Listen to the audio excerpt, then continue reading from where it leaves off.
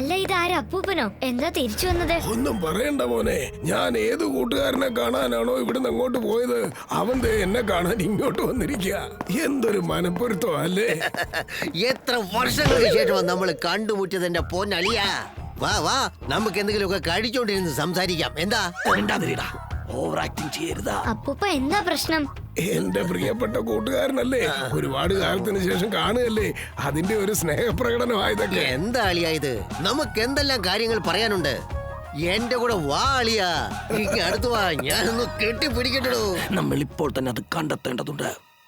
Doctor Prem സഹായിയുടെ lab എവിടെയാണെന്ന് നോക്ക്. വീർ, നീ എന്റെ ലാബിൽ ചെന്ന് എന്റെ ലാപ്ടോപ്പ് ഒന്ന് എടുത്തോണ്ട് വാ മോനെ.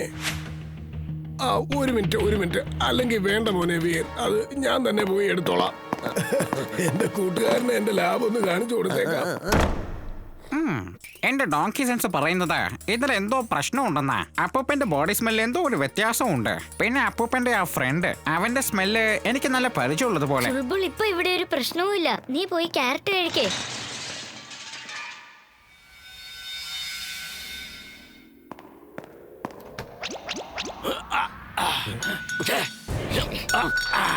ഇയാളിത് എവിടെയാണ് വെച്ചിരിക്കുന്നത്?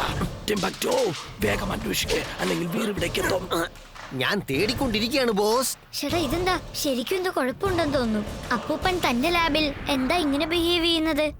X-ray vision on. എന്ന് വെച്ചാൽ മാഡ് മാക്സ് ആണ് ഇവിടെ അപ്പൂപ്പന്റെ വേഷത്തിൽ വന്നിരിക്കുന്നത്. അതുപോലെ ടിംബക്ടുവും അവന്റെ ഫ്രണ്ട് ആയിട്ട് വന്നിരിക്കുക. ഇപ്പൊ തന്നെ ഞാൻ അവന്മാരെ വേണ്ട, ഇപ്പൊ ഒന്നും ചെയ്യണ്ട. അവരിവിടെ വന്നതല്ലേ, അതുകൊണ്ട് നമുക്ക് അവരുടെ സ്റ്റൈലിൽ തന്നെ കളിക്കാം. ഇവിടുന്ന് അവർ തിരിച്ചു പോകാൻ പാടില്ല. അപ്പൂപ്പ എന്താ ഇങ്ങനെ നടന്ന് തിരയുന്നത്? ഞാനും കൂടി കൂടട്ടെ?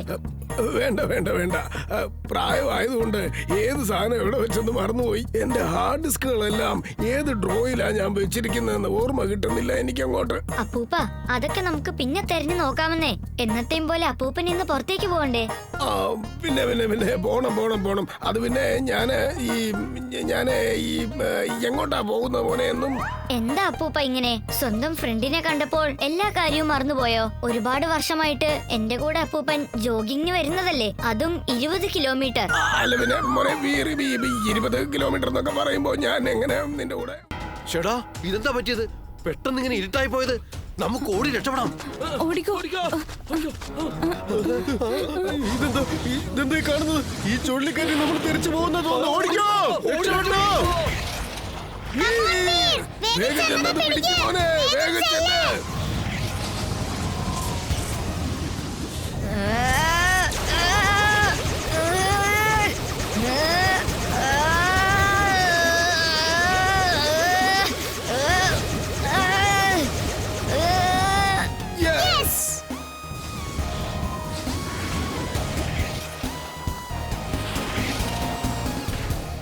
അപ്പൂപ്പ ഇതാ ക്രിസ്റ്റൽ ബോൾ.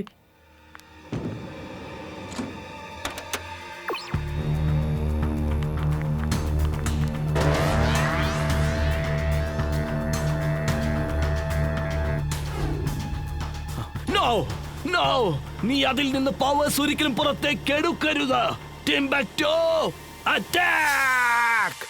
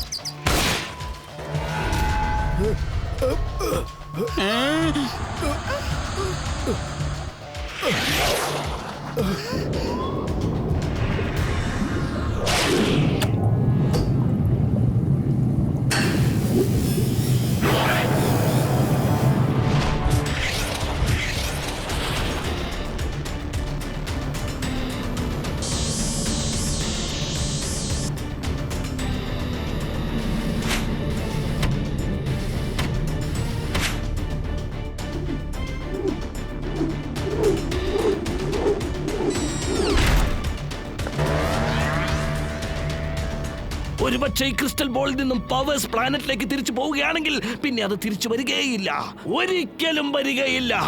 ഞാൻ എന്തെങ്കിലും ചെയ്തേ പറ്റൂ. അതിന്റെ പവേഴ്സ് നിന്നെ ഒരിക്കലും ഫ്രീസ് ചെയ്യാതെ നോക്കണം. അതുകൊണ്ട് നിങ്ങൾക്ക് ഞാനൊരു പ്രൊട്ടക്ഷൻ പവർ തരികയാ. ഇനി അതിന്റെ പവർ കൊണ്ട് നിങ്ങൾ ആരും ഫ്രീസ് ആവില്ല. പക്ഷെ നിങ്ങൾ അതിന്റെ അടുത്തേക്ക് ചെല്ലുകയാണെങ്കിൽ നിങ്ങൾ വെയിറ്റ്ലെസ് ആയി മാറിപ്പോകും. കാറ്റിൽ പറക്കാനും പൊങ്ങിക്കിടക്കാനും തുടങ്ങും. കുട്ടികളെ, നിങ്ങൾ എല്ലാരും വീട്ടിൽ തന്നെ ഇരിക്കെ. വീർ, നീ ചെല്ലുമോനെ, നീ റോബോട്ടാണ്. നിന്റെ മെഷീൻ പവർ യൂസ് ചെയ്ത് നിനക്ക് പറക്കാൻ സാധിക്കും. അതുകൊണ്ട് മറ്റുള്ളവരെ പോലെ നിനക്കൊന്നും സംഭവിക്കില്ല മോനെ. നീ ഒരു കാര്യം ചെയ്യ്, എത്രയും വേഗം ചെന്ന് ആ ക്രിസ്റ്റൽ ബോൾ പിടിച്ചെടുത്തോണ്ട് വാ. അത് കൊണ്ടുവന്ന് എന്റെ മെഷീനിൽ ഫിക്സ് ചെയ്തേക്ക്. അത് ഞാൻ ഓപ്പൺ ഗ്രൗണ്ടിൽ റെഡിയാക്കി വെച്ചേക്കാം. ആ ബോൾ എങ്ങാനും എന്റെ കൈ കിട്ടിക്കഴിഞ്ഞാലുണ്ടല്ലോ, ഞാൻ അതിനുള്ള പവേഴ്സ് തിരിച്ച് പ്ലാനറ്റിലേക്ക് തന്നെ അയക്കുന്നു. ഞാനിപ്പോ തന്നെ അതിനെ പിടിച്ചോണ്ട് വന്നേക്കാം അപ്പൂപ്പ. Robo boy suit on.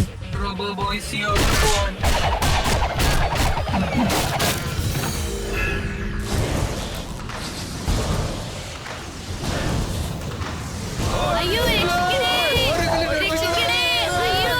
പകടം, പാലം, പാലം, ഇക്കിടം, പിക്കിടം. അല്ല, ഞാനിവിടെ എന്തെടുക്കാ?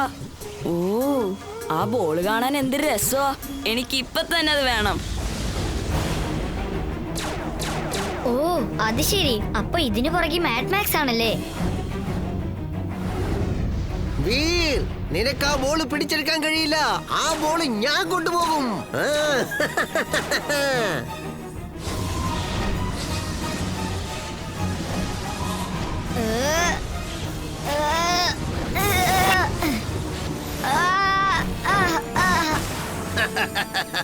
ആ ക്രിസ്റ്റൽ ബോൾ എന്റേതാണ്.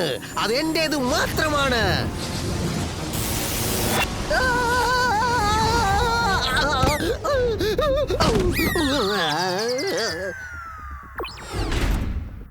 അപ്പൂപ്പ, എനിക്ക് ആ ബോൾ പിടിക്കാൻ പറ്റുന്നില്ല.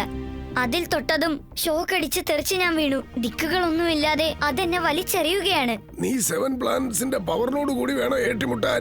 അതിന് ഒരു വീർ തികയില്ല. 7 വീർ ഒരു വീറായി മാറണം മോനെ. ഞാൻ നിന്റെ വ്യത്യസ്തമായ പവേഴ്സ് ഉള്ള 7 ക്ലോൺസിനെ റെഡിയാക്കാൻ പോവുക.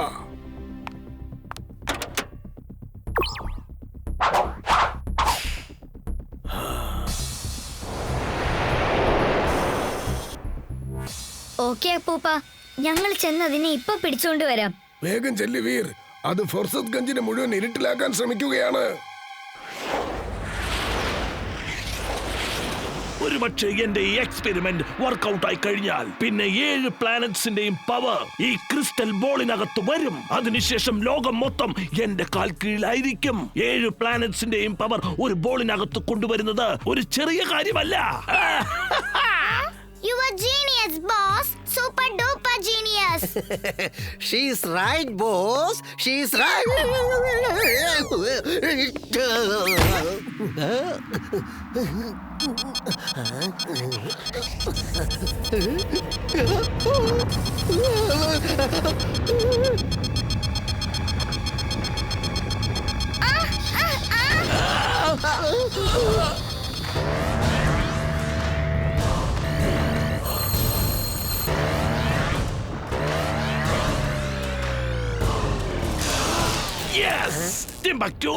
നീ വളരെ നല്ല കാര്യമാണ് ചെയ്തത്. ഇപ്പോൾ ആ 7 പ്ലാനറ്റ്സിന്റെയും പവർ നമുക്ക് കിട്ടിക്കഴിഞ്ഞു. ഈ ലോകത്ത് വെച്ച് ഏറ്റവും പവർഫുൾ ആയ മനുഷ്യൻ ഞാനാണ്. ഇത് നോക്കൂ, ഈ ക്രിസ്റ്റൽ ബോളിന്റെ പവർ ആദ്യം ഫുർസത് ഗഞ്ചിലെത്തും. പിന്നെ അവിടെ ഒരു പൊട്ടിത്തെറി നടക്കും. പൊട്ടിത്തെറി വീറിന്റെ കഥ അതോടെ അവസാനിക്കും. Congratulation boss.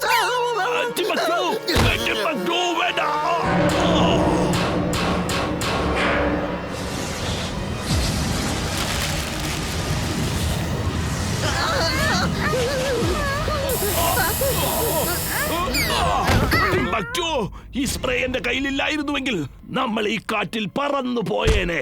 അത് മാത്രമല്ല, ഈ ലാബും കാണാതെ പോയേനെ.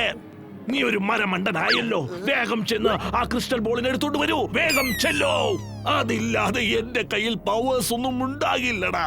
ചെല്ലോ.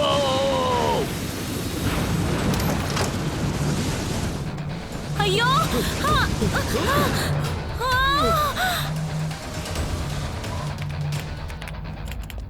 അപ്പൂപ്പ എനിക്ക് നന്നായിട്ട് വിശക്കുന്നു. അപ്പൂപ്പൻ ഭയങ്കര ബിസി ആണെങ്കിൽ ഞങ്ങൾ പുറത്തു പോയി കഴിച്ചോട്ടെ. വീട്ടിൽ നിന്ന് ആരും പുറത്തേക്ക് പോകരുത്. അത് കണ്ടോ? അപ്പൂപ്പ എന്താ ഇത്? അത് 7 in 1 പ്ലാനറ്റ് ആണ്. 7 പ്ലാനറ്റ്സിന്റെ പവർ ആ ക്രിസ്റ്റൽ ബോളിനകത്തുണ്ട്. വലിയ വലിയ സയന്റിസ്റ്റുകൾ പല വർഷങ്ങളായി ഇതിനെ കുറിച്ച് റിസർച്ച് നടത്തുക. ആരോ ഒരാളുടെ റിസർച്ച് കംപ്ലീറ്റ് ആയെന്നാ തോന്നുന്നേ. പക്ഷേ ഈ ക്രിസ്റ്റൽ ബോൾ അയാളുടെ കൈവിട്ടു പോയ ലക്ഷണ. അപ്പൂപ്പ ആ സൈഡിൽ മാത്രം എന്താ ഇരുട്ടായി പോയത്? അതിനെല്ലാം കാരണം ഈ ക്രിസ്റ്റൽ ബോളിന്റെ പവേഴ്സ് ആണ് മോളെ. ഭൂമി മുഴുവനും പകുതി വെളിച്ചവും പകുതി ഇരുട്ടുമായി മാറാൻ സാധ്യതയുണ്ട്. എല്ലായിടത്തും ഇരുളും പരക്കും. അത് ഭൂമി മുഴുവൻ സ്പ്രെഡായി കഴിഞ്ഞാൽ നമ്മുടെ ഈ ഭൂലോകം മുഴുവൻ ഇരുട്ടിൽ മുങ്ങിപ്പോകും. അതോടെ എല്ലാം അവസാനിക്കും മക്കളെ. അപ്പൂപ്പ പക്ഷേ അതിൽ മനുഷ്യരും മൃഗങ്ങളും അടങ്ങുന്നില്ലല്ലോ. അങ്ങോട്ട് നോക്കിയേ, എല്ലാരും കാറ്റിൽ ഫ്രീസായി നിൽക്കുകയാണ്. അത് നോൺ ലിവിംഗ് തിങ്സിനെ തന്റെ ഉള്ളിലേക്ക് വലിച്ചെടുക്കുകയാണ്. പിന്നെ ലിവിംഗ് തിങ്സിനെ പുറത്തുള്ള കാറ്റിൽ ഫ്രീസ് ചെയ്യുകയുമാണ്. ഒരുപക്ഷെ ഈ ഫോർസത്ഗഞ്ചിലുള്ള ജനങ്ങൾ ഇരുട്ടിൽ കുടുങ്ങിപ്പോയാൽ പിന്നെ ഓരോ മനുഷ്യനും അതുപോലെ മൃഗങ്ങളും കാറ്റിൽ കുടുങ്ങിപ്പോകും. ചിലത് കാറ്റിൽ പറന്നു നടക്കും, മറ്റു ചിലവ കാണാതെ പോകും. വീർ, നീ ചെന്ന് അതിനെ എത്രയും വേഗം പിടിച്ച് ഇങ്ങോട്ട് കൊണ്ടുപോകാമോനെ. ഞാൻ ഇപ്പൊ തന്നെ പോകാം അപ്പൂപ്പ.